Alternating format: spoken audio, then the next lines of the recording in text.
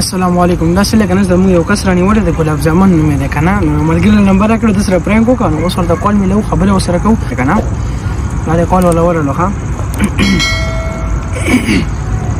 کال اوچت کړي.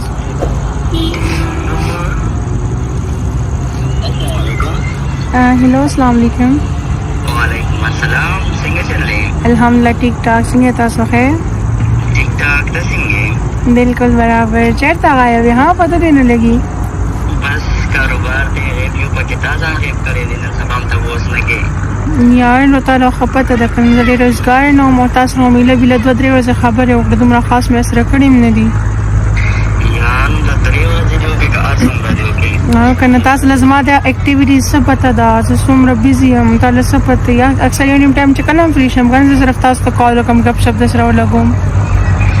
نو بس یار کله کله خلک ځان فارغ هم دي کنه.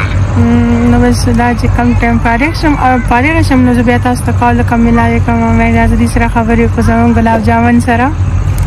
وای نو بس ګلاب جامن وای کنه هر سره د خراب دي.